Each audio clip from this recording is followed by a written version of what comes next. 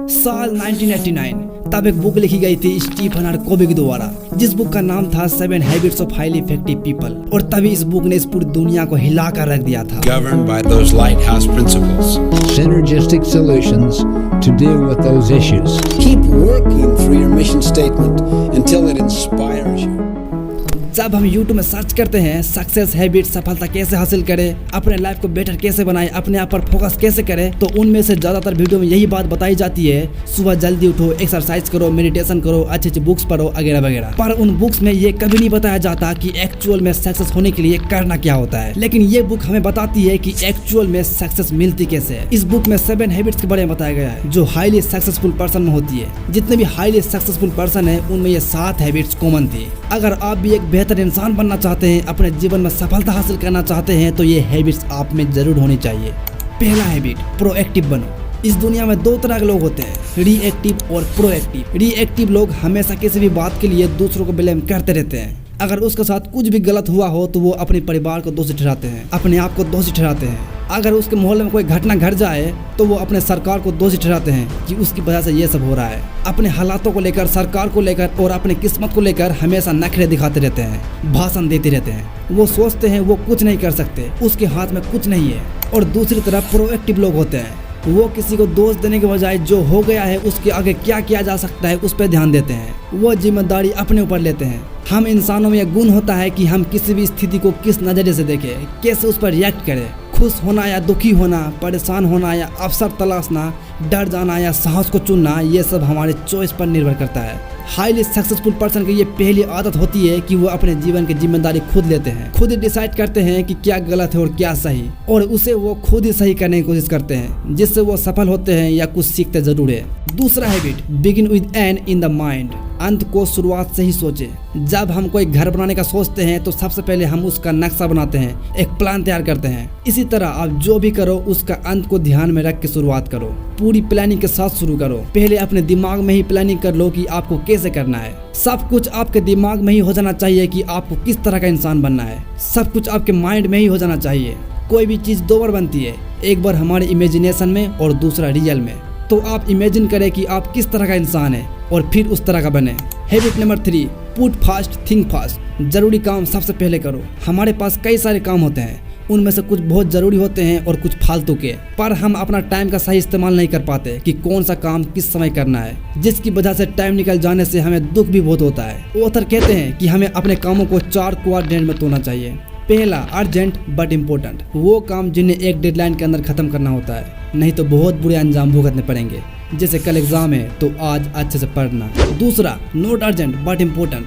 वो काम जिसका फिक्स डेडलाइन नहीं है, पर उसे ना करने से भी कुछ बुरा हो सकता है। और इसमें वो सारे अच्छे काम आते हैं जो हमारे जीवन को बेहतर बनाती है, जैसे कि एक्सरसाइज करना, हेल्दी डाइट खाना, सही नींद लेना, फैमिली के साथ टाइम बिताना। तीसरा, अर्जेंट बट नॉट इम्पोर्टेंट। ये वो काम है जो मीनिंगलेस है और हमारे जीवन में कोई वैल्यू नहीं रखता, जैसे कोई नई मूवी देखना। चौथा, नॉट अर्जेंट नॉट इम्पोर्टेंट। ये वो काम है जो पूरी तरह से टाइम वेस्ट है, जैसे गेम खेलना, सोशल मीडिया पे घंटे बिताना। हाईली इफेक्टिव पीपल पहला और दूसरा क्वाड्रेंट के कामों को पूरा करते हैं, तीसरा और चौथा वाला क्वाड्रेंट से वो दूरी रहते हैं। इसलिए हमें भी पहला और दूसरा वाला क्वाड्रेंट के कामों को पूरा करना चाहिए और बाकी कामों से दूरी रहना चाहिए। Habit number 4, think win win. हमेशा जीत के बारे में ही सोचें। इफेक्टिव लोग हमेशा विन विन मेंटालिटी से काम करते हैं। वो अपनी ज़रूरत और दूसरों की ज़रूरत को ऐसे जोड़ते हैं जिससे दोनों को लगता है कि फ़ायदा उन्हीं को हुआ है। कोई भी स्पोर्ट में ऐसा होता है कि एक टीम जीतती है और दूसरी टीम हारती है, पर लाइफ के खेल में ऐसा कभी नहीं होता है। हमें जीतने के लिए ज़रूरी नहीं है कि किसी को हारना पड़े। दुनिया में सभी के लिए सब कुछ समान है। विन विन सिचुएशन ही एक ऐसा हैबिट है जो सही रिलेशन बना सकती है। पहले समझना होगा कि सामने वाला क्या चाहता है और अपनी रिक्वायरमेंट क्या है, फिर इन दोनों को तालमेल बनाकर काम करना होगा। ऐसी सोच के साथ हाईली इफेक्टिव पीपल सबकी जीत के बारे में सोचते हैं और इससे सबका भला होता है। Habit number 5, seek first to understand then to be understood. पहले समझना फिर समझाना। हमें सिर्फ दूसरों को रिप्लाई देने के लिए बातें नहीं सुनना चाहिए, बल्कि वो कैसा फील कर रहा है उसकी जगह खुद को रख कर सुनना चाहिए, जिससे हम एक अच्छा रिलेशन बना सके। हाईली सक्सेसफुल लोग दूसरे की बात सिर्फ सुनते ही नहीं है, बल्कि उसे कैसा महसूस हो रहा है, उसका नजरिया क्या है, वो समझने की कोशिश करते हैं। जब दूसरे को समझ लेते हैं फिर कुछ समझाने की तरफ बढ़ते हैं।